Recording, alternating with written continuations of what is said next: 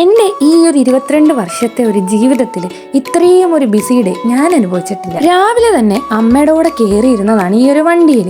രാവിലെ പോയി പെട്രോളൊക്കെ അടിച്ച് നമ്മൾ നേരെ പോകുന്നത് ബാങ്കിലേക്കാണ്. ബാങ്കിൽ ചെന്നാലും നമുക്ക് പ്രത്യേകിച്ചൊന്നും ചെയ്യാനില്ലാത്തത് കൊണ്ട് ഞാൻ ഈ സ്റ്റെപ്പിൽ ഇറങ്ങിയിരുന്നു കട്ട പോസ്റ്റായിട്ട്. തിരിച്ചു പോയപ്പോൾ നല്ല ഉഷാറായിട്ടൊരു പെറ്റി കിട്ടിയിട്ടുണ്ടായിരുന്നു.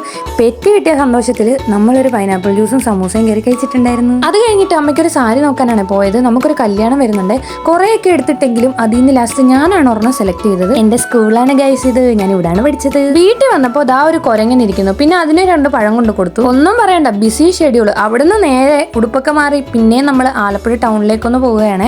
എന്ത് പറയാനാ, 2 ദിവസം മുമ്പേ അമ്മ ഒന്ന് പശുത്തൊഴുത്ത് വീണിട്ടുണ്ടായിരുന്നേ. അപ്പൊ ഡോക്ടറെ കാണിക്കാൻ വന്നതാണ് ഇവിടെ. അവിടെ വന്നപ്പോ കിടില മഴ. തിരിച്ചു പോകുന്ന നേരത്ത് നമ്മൾ റെയിൻബോ ഒക്കെ കണ്ടിട്ടുണ്ടായിരുന്നു. അത് കഴിഞ്ഞപ്പോ നല്ല വിശപ്പ്. അതെങ്ങനെ രാവിലെ ഈ വണ്ടിയിൽ കയറിയിരുന്നല്ലേ. നമ്മൾ നേരെ കഴിക്കാനായിട്ട് കാർത്തിക ഹോട്ടലിലേക്ക് പോയി. പൊറോട്ട ഉണ്ടെങ്കിൽ മാത്രം മതി എന്നും പറഞ്ഞാണ് ഞാൻ ഈ കടയിലോട്ട് വന്നത്. ഇവിടെ വന്നപ്പോൾ പൊറോട്ടയും വെജ് മസാല കൂടെ നമ്മളൊരു കാപ്പിയും ഓർഡർ ചെയ്തു. തിരിച്ചു പോയപ്പോൾ നല്ല മഴക്കാറ്. ഞങ്ങൾ വിചാരിച്ചു ഇതും നനയേണ്ടി വരുമെന്ന്. എന്തോ ഭാഗ്യത്തിന് ഇവിടെ മാത്രം മഴ പെയ്തില്ല.